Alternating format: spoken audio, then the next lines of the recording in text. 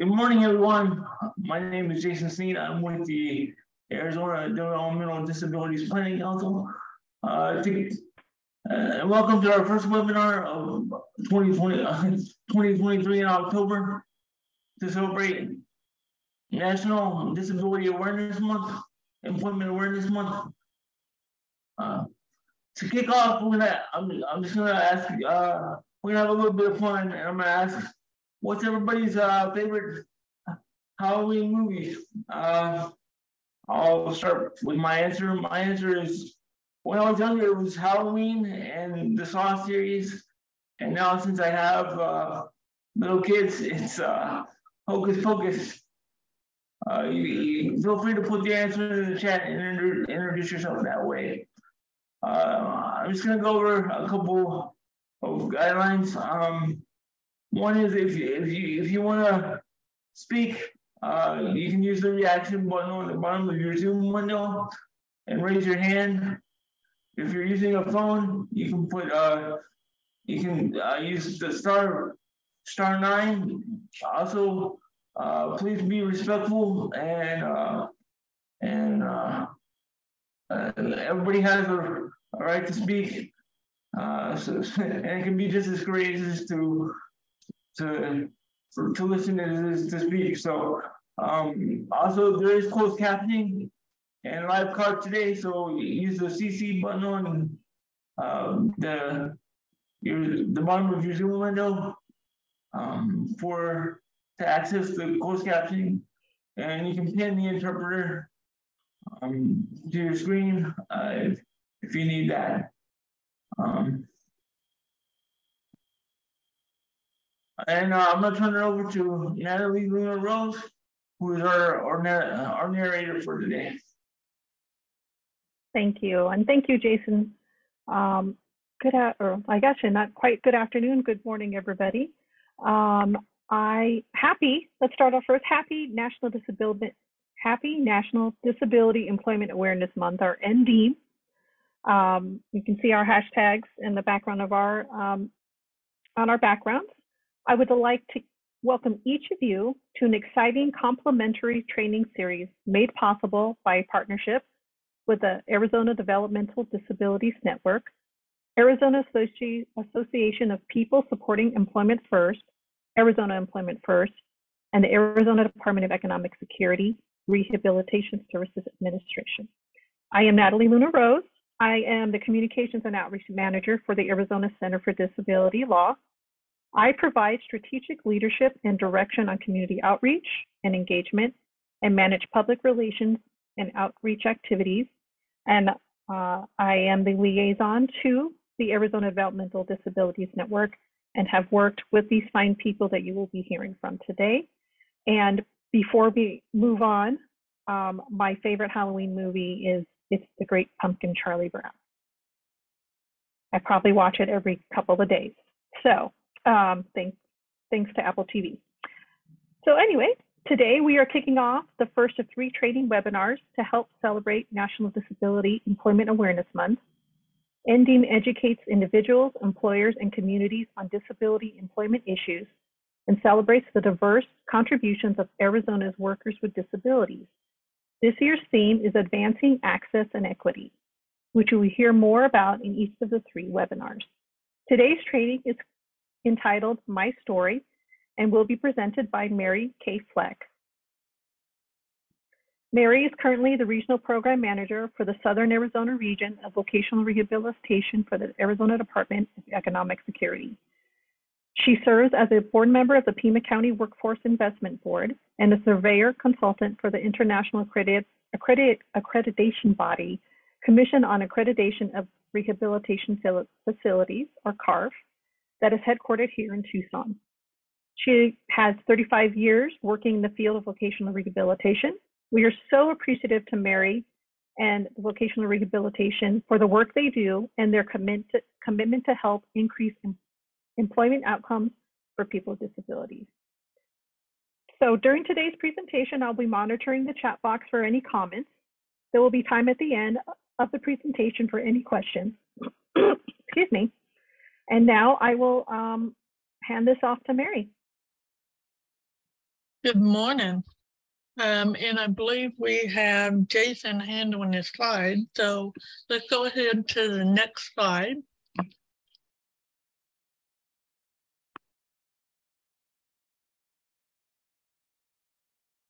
And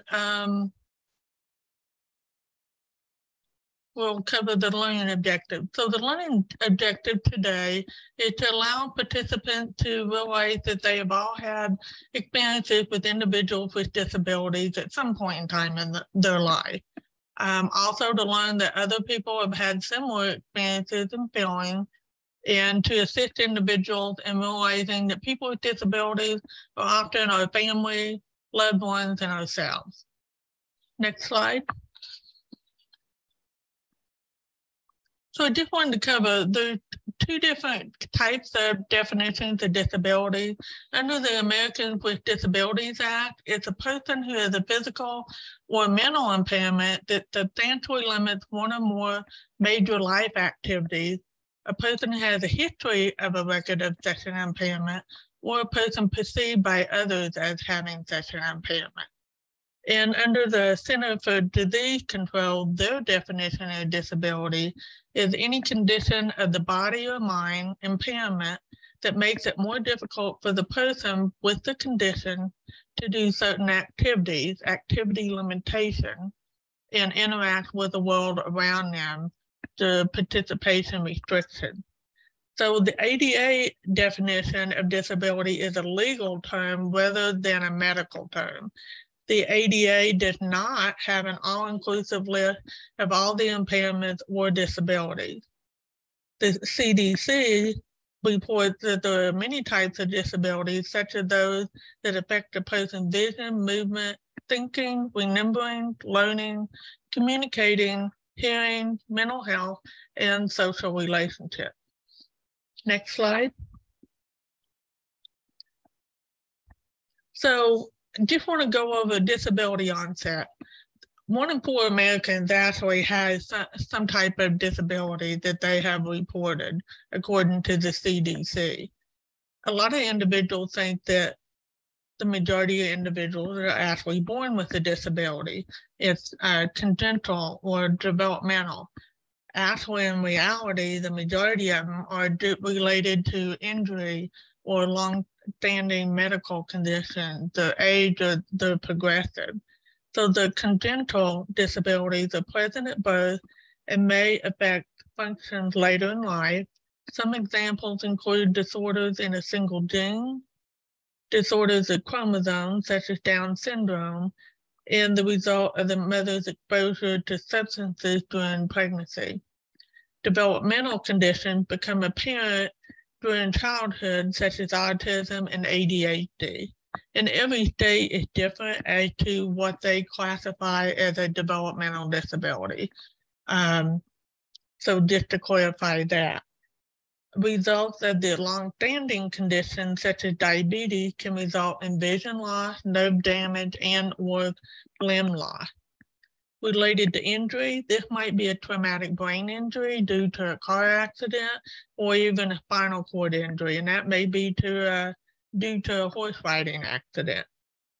Progressive disabilities that tend to get worse over time could be muscular dystrophy or multiple sclerosis.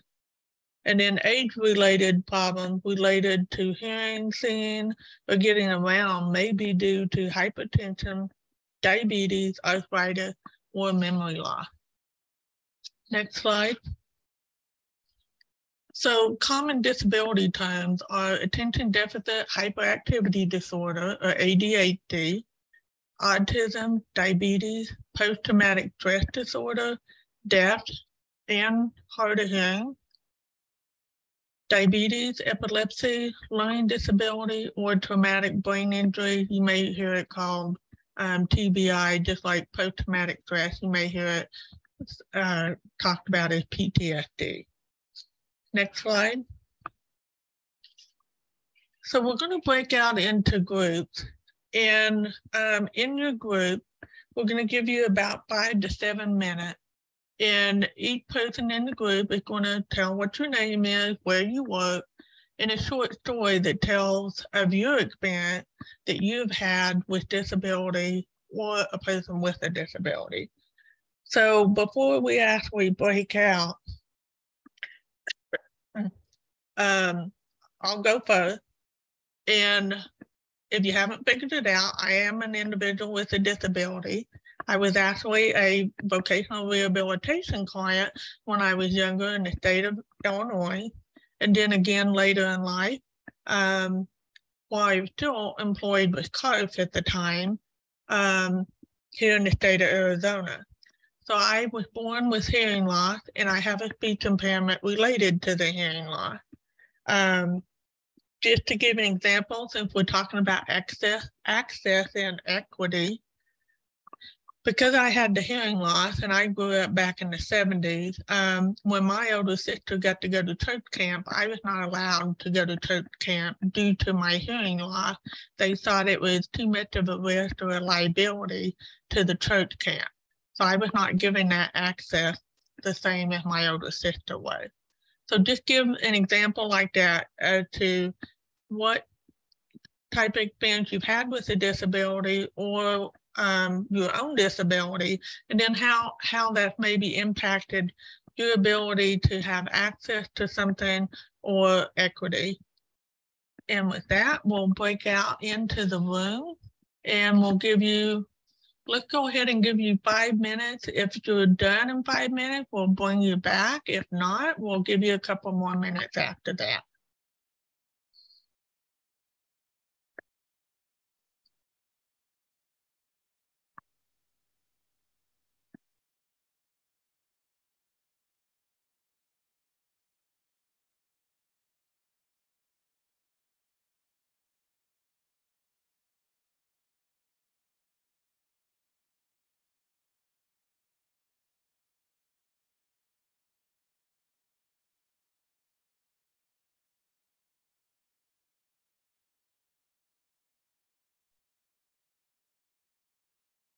Okay, so I hope in your groups that everybody kind of got the idea about that you're interacting with individuals with disability on a daily basis, whether you realize it or not.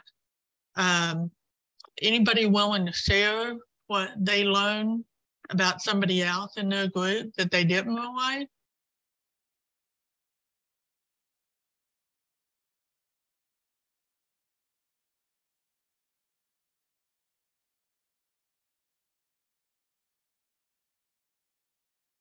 Natalie? Sure. Well, I learned somebody shared that they were a special education teacher for several years. So I thought about those children and how they're students. Really appreciated the share. That's good. So in my group, we kind of talked about hidden disabilities. So diabetes is one of them. Someone with a traumatic brain injury may be a hidden disability. I have an older sister that has multiple autoimmune diseases, and she has one of those handicap placards on her car, and she gets out of her car and she looks totally normal, and she will get dirty looks because she's parked in a handicap parking spot and she looks normal. So there's a lot of individuals that will have some type of disability, but it's not obvious. Anybody else want to share?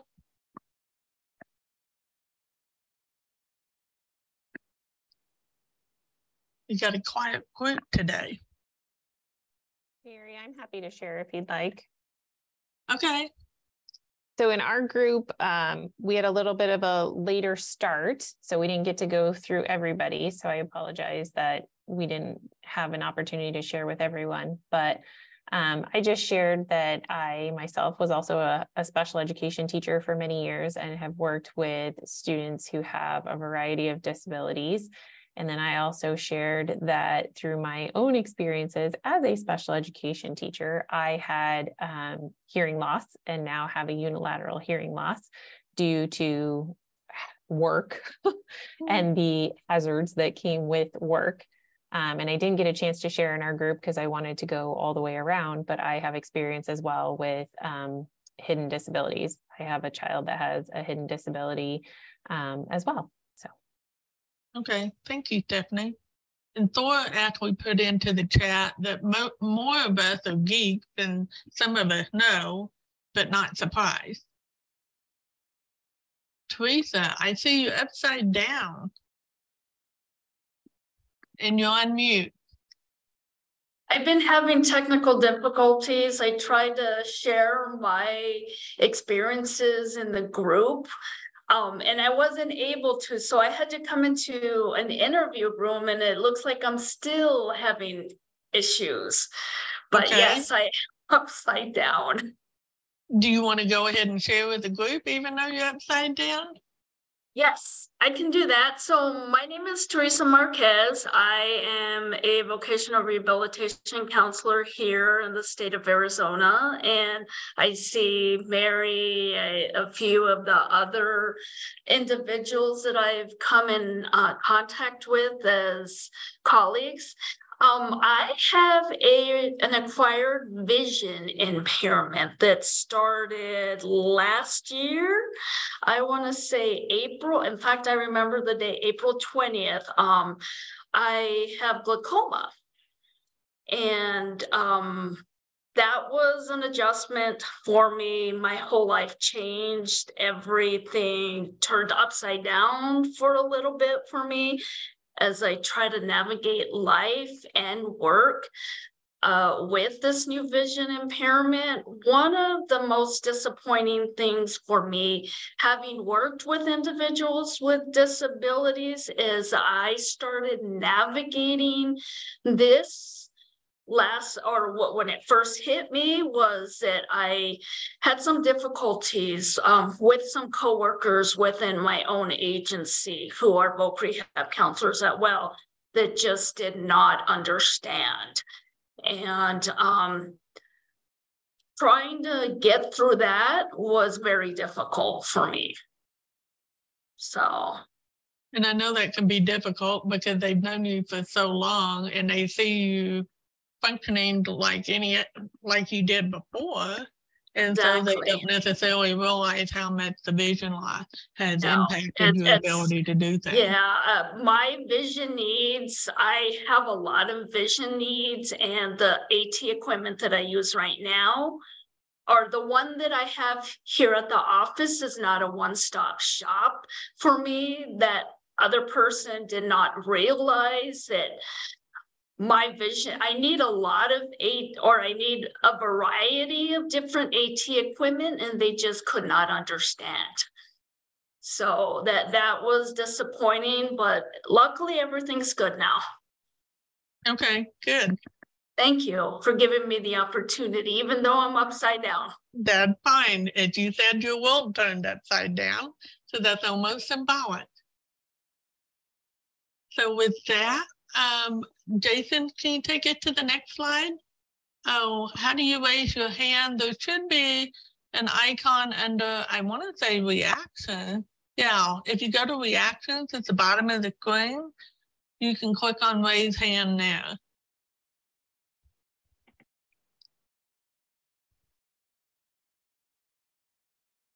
Looks like Shelley's now raising her hand. Okay. Mary. Yeah. Shelley?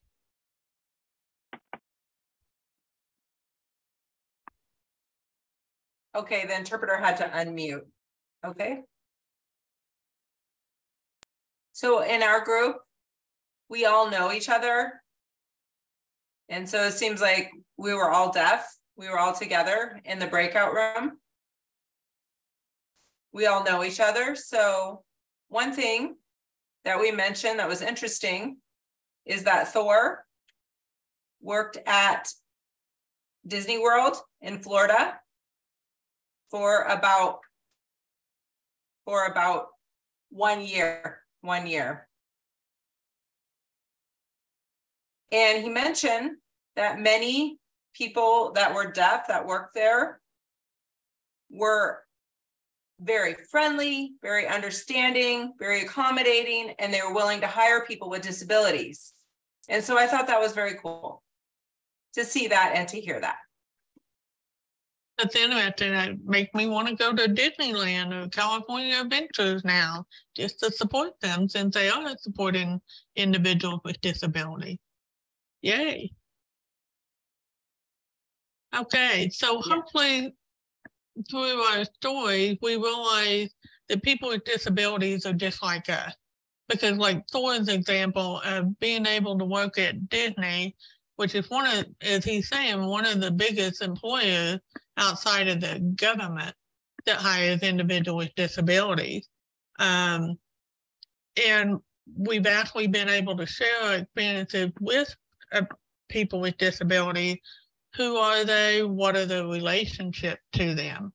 So it can be ourselves, if we had a whole group of individuals who are deaf. So it's also putting in here a great opportunity to go abroad, transferring within Disney to the parks in other countries. Well, that's amazing. I have a family member trying to get to every Disney park in the world. I know they've gotten to Paris and all the ones in the US, but I don't think they've gotten to the ones in Asia yet. So next slide.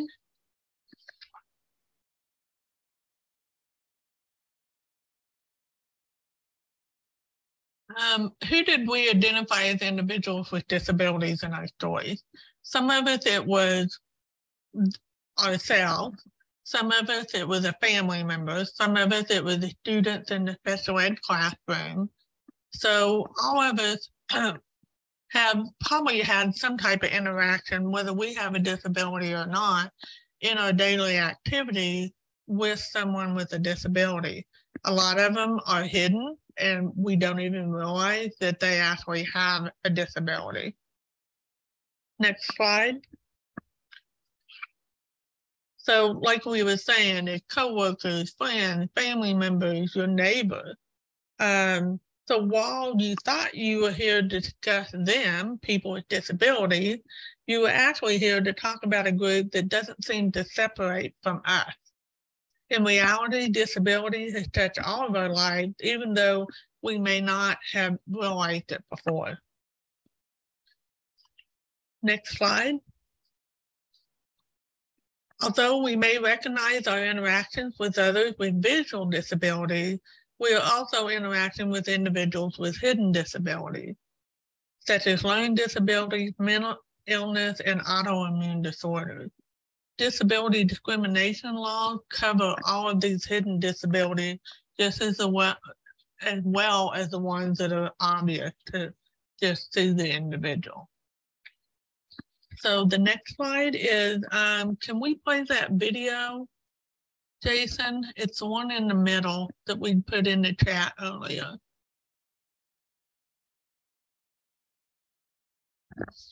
And this should be on hidden disabilities. Thank you, Jason.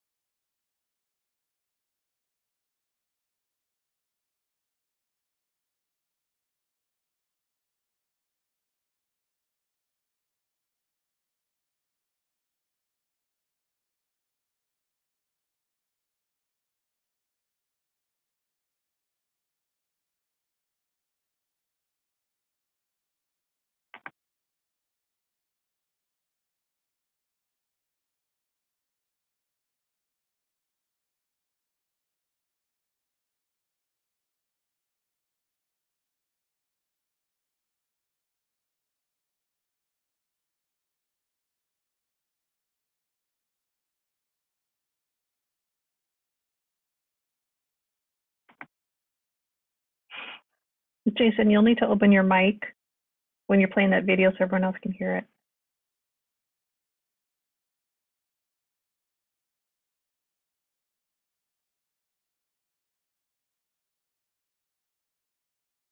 We also need to put multi-pins on the interpreters as well.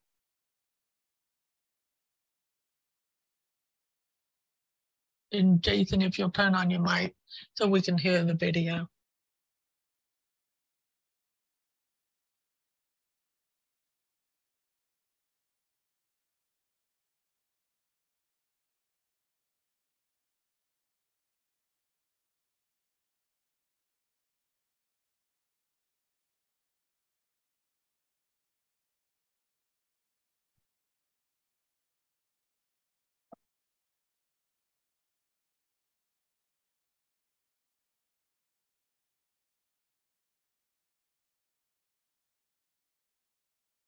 focus on invisible disabilities due to disabilities. Let's go back to it again.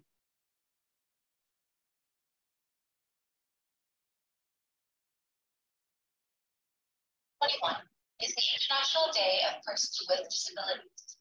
This day was declared in 1992 by the United Nations, and it's an opportunity to increase awareness of the challenges faced by individuals with disabilities worldwide. In this trauma and mental health report review, we focus on invisible disabilities. Due to their hidden nature, invisible disabilities are often shrouded in misinformation and stigma. What is an invisible disability? An invisible disability, as defined by the Invisible Disability Project, refers to a physical, mental, or emotional impairment that goes largely unnoticed. This can include chronic pain, gastrointestinal disorders, brain injuries, the autism spectrum, mental illnesses, and more. It's important to note that the experience of someone with invisible disability is unique and is subject to change, alongside changes in the body and mind. A person with a visible disability will typically show some physical indication of the condition, such as a support animal or a wheelchair. While having overt sign of disability can result in differential treatment, there's typically no disputing the disability due to its disability, and the need to provide accommodations is clear. This leads to improved accommodations such as accessibility. There's also legal protection for those with visible disabilities, such as the Ontario Human Rights Code. A person with an invisible disability, on the other hand, may show real physical or mental pain, which may not be visible. However, this does not mean it's not real. These individuals can face many challenges, as well as find additional barriers accessing accommodation, treatment, and support. There remains a deeply rooted stigma associated with having a disability, which is especially true for individuals experiencing mental health conditions. Some may make the choice to hide their disability to avoid being seen in a negative light, such as being perceived as someone who is taking advantage of the system. Disclosing an invisible disability is seen as risky in a school or work environment, since a person may face prejudice, disbelief, or negative evaluations from others. Without knowing that there is an underlying disability, employers, teachers, co-workers, or peers may make value judgments about the person's character, attitude, or capabilities. This in turn affects the person's professional or academic endeavors. It may also affect one's personal and intimate relationships with family and friends. This predicament of disclosure, where an individual must weigh risk against potential benefit, results in people choosing to hide their condition, which can then lead to feelings of shame and inadequacy and fear of discovery. Whether for work or school, many must overcome hurdles of bureaucracy in order to receive the accommodations they need, such as filling out complicated paperwork and registering with disability services. Therefore, invisible disability tends to remain an individual burden. People with invisible disabilities may face additional difficulty in receiving a diagnosis for their condition. It may require several visits to healthcare practitioners and various testing before a diagnosis is made. Continuous disregard of the condition can negatively affect the ability and desire to cope. It's important to shed light on this issue because awareness is the first step toward acceptance. If you or someone you know is struggling with an invisible disability, it's important to know first and foremost that it's okay to ask for support. Supporting loved ones is crucial in the process of understanding the challenges they face and choosing the best path forward. Here are some tips on how to support yourself or a loved one. Give space. Be with them when they need and step back when they need as well. Learn more about their disability. Knowledge about the challenges specific to their disability will help you empathize with them. Ask how their disability affects them, how you can support, and if so, what support would be best for them. Whether at your school or workplace, know that you can request the accommodations you need. Seek professional support and further opinions when needed. There may be treatments, resources, or support tools available that help reduce the stress of living with an invisible disability. Continue to advocate for yourself. Creating safe spaces is a step towards eliminating stigma. Thank you for watching this Trauma and Mental Health program. For more information and to find the resources used in the making of this video, please take a look at the links in the description.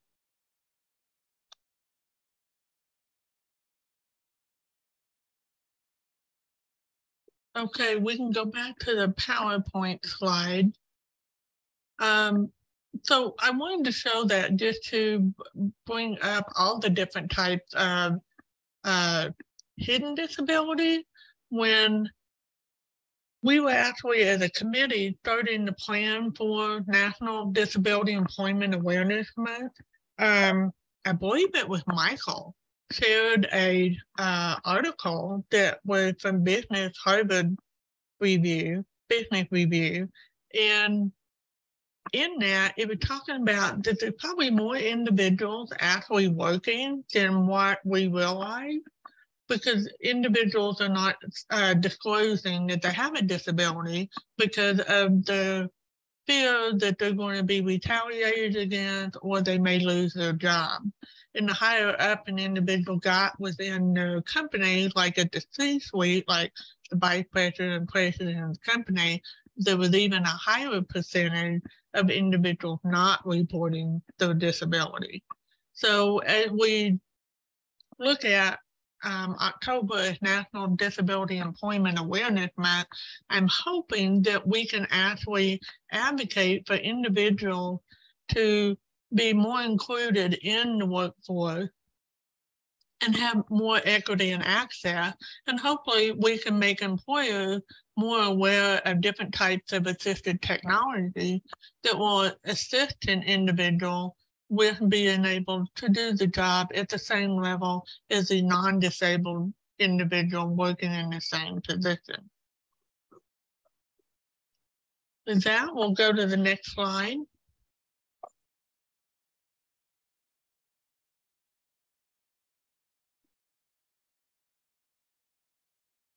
We're just going to go to the next slide. We're not doing another video.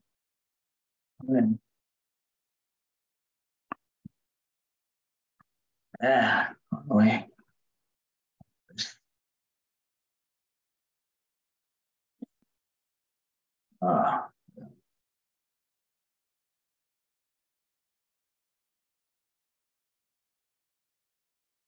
Well, I'll go ahead and talk about the next slide while he's trying to pull it up.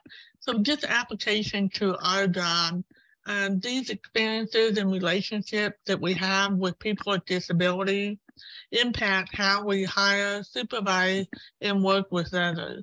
And in the end, how this can affect people that work with us and for us. So hopefully, even if the individual doesn't have a visible disability, hopefully we can be a little more empathetic with the individuals that we work with on a day-to-day basis and include them in the interactions in the break room, the lunchroom, or if you're having a potluck, those types of things. Be inclusive of everybody and give them access within the workplace, or even out in your community if you're involved in different community groups, making sure that the individuals with disabilities actually have equity and access to those community events. Natalie, did you have anything that you wanted to add before we go to question and answer? Oh my goodness, Mary, I think you've done such a wonderful job today. I greatly have appreciated this, although I will say I hope this has really sparked, and I'm sure it has. I feel like as I talked about my own disability experience and heard of others, I really have just been thinking about all the other people I know, coworkers who have come back to work after experiencing an illness. I know somebody shared that at their vision. I think about my sister who had cancer and was away from her job for 8 months, and how I really think her job thought she was going to quit because it was really hard to come back, but she didn't. And how when she first came back, it was hard, I think, for work. She had a lot of needs. She needed a lot of flexibility. But she's now been back to work for 3 months. And I just have to share, her coworkers have told her how much they appreciate her. She always shares her story with them.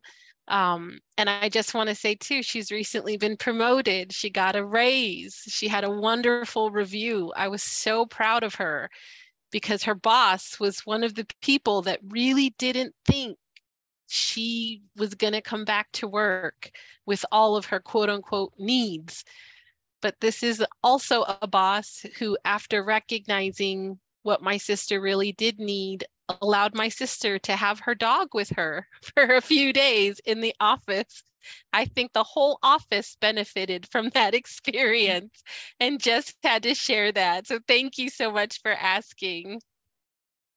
Okay, so with that, did anybody have any questions?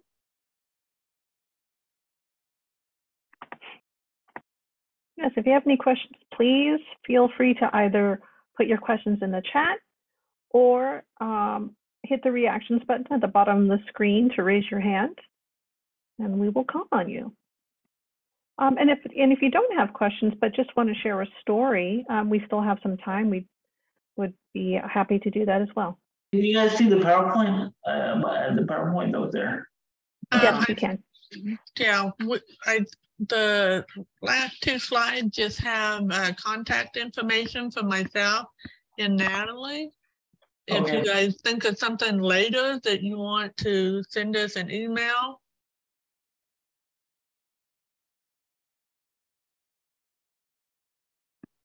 How much is a typical accommodation? The typical accommodations are less than $500. I know most employers, when they hear the word disability and accommodation, they think it's going to be tens of thousands of dollars, but the majority of them are less than $500.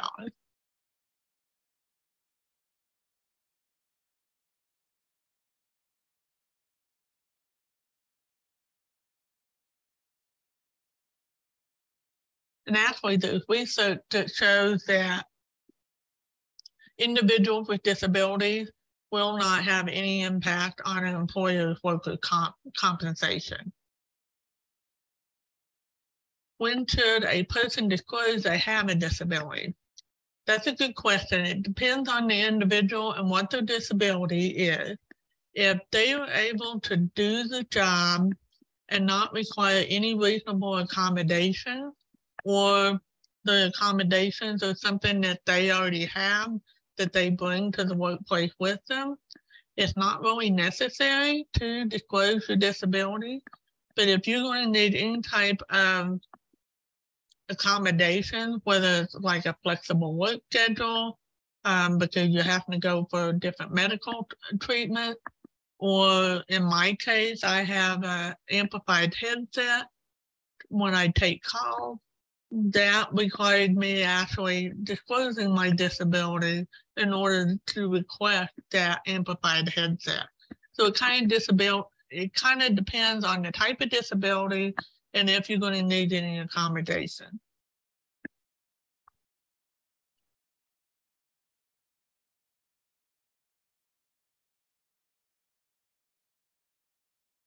Any other questions or comments?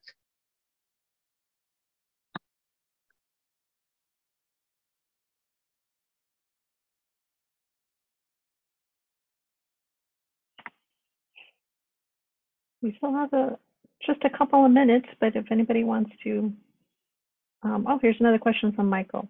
If the accommodation is not satisfactory, can they request additional accommodations? Yeah, because a lot of times if you've never used the accommodation before, you may have to test it in order to figure out if it's going to work for you. with vocational rehabilitation, if you're actually a client with us, we would actually pay for an assistive technology assessment to determine what accommodations are the best fit for you.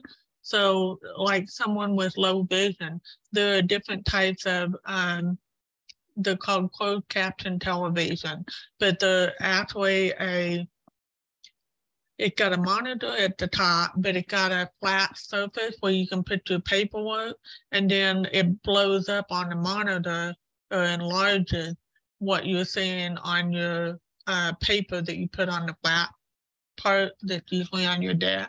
There's so many of those, and depending on what you're going to use it for, you may want a portable one because you go to multiple different work sites during your work day, or you may just need one that you have on your desk in the workplace. So if you're actually a vocational rehabilitation client, we would pay for you to have an assistive technology assessment so you can actually test out the different devices to figure out which accommodation is going to best fit what your needs are and how you're going to use it at work, and maybe even use it in part of your activities of daily living as well.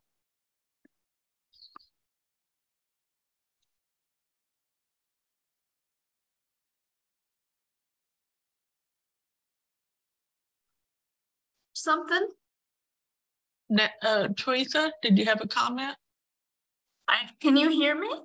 Yes. Okay, so one of the, if I could just share a few things, here at work, one of the AT pieces that I use a Merlin standard CCTV machine. That is just a basic magnification, high contrast, and so on. Well, with the piece that I have at home, it's a MagnaLink Zip. One thing that I liked about that is you started to go into, Mary, it's very mobile, it's portable, it's got a lot of functions, it's got high contrast, magnification, zoom, the ability to do OCR and so on. And right now I use the AT piece at home as a standalone. Right now I'm currently trying to get some software installed on the state laptop. But for right now, I'm using the piece as a standard CCTV machine. But once that lab or the AT software is approved and put onto the state laptop, I can use that MagnaLink Zip to its full capabilities. And I am so excited about that. It's coming up, we're working on it, it's a long process and so on, but yeah, that's what I use. That's one of the many needs that I have for my low vision. Okay, and you bring up a valid point. When you're having software installed, you may need to involve your IT department to make sure it's compatible with like whatever software the employer uses, and they may have to give some type of input into that decision making when you're talking about software that has to be put on the employer computer equipment.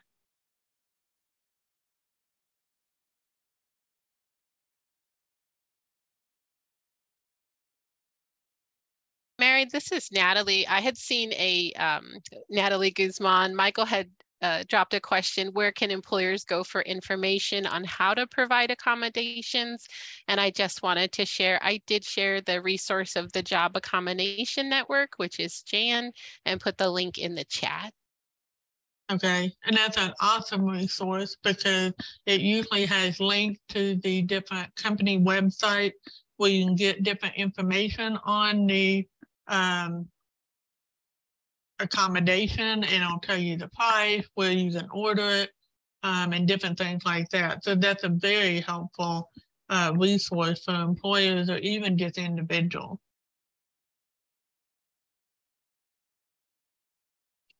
And I just dropped that specific link that will take you right to the employers page. And you'll see though that just like Mary's saying, there's a section for employers, there's a section for individuals, and there's also a section for others. And the employers, it's nice, it does break it up into private businesses, federal employers, state and local government employers, and federal, state, and local employer resources. Because of course, there might be job laws that are different based on, and there are different laws based on if you're a state or federal employee as well as a private business. Very true.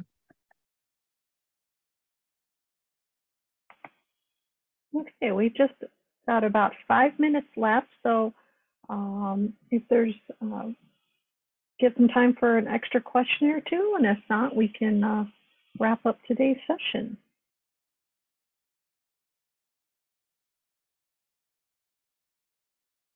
All right, seeing none, I just wanted to say thank you to Mary and Natalie, who did chime in later, for an excellent and informative presentation. Please take a few minutes to complete the survey, as your comments are very important to us. Jason put the link in the chat just a few minutes ago, and if you can't find it, perhaps he can post it again. I want to thank everyone for participating in the webinar today. We have certainly enjoyed our time with you, and we hope it's been helpful. Please plan to join us on October 18th for the webinar entitled Encounter, and then the following week, October 25th, for the webinar entitled AT Made Accessible.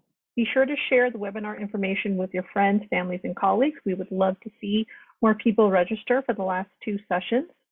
All these training webinars will be recorded, and we will distribute a follow-up survey. And lastly, we have a press release that about these sessions and what we're doing with this month, the Employment Awareness Month. We also have materials. So if you're interested in the press release and materials and the governor's proclamation, please email either Jason and or Michael Leva, and they can also put their emails in the chat if they like. But if not, I want to wish everybody a good rest of the day and hope you have a wonderful lunch. Thank you for coming. Thank you very much.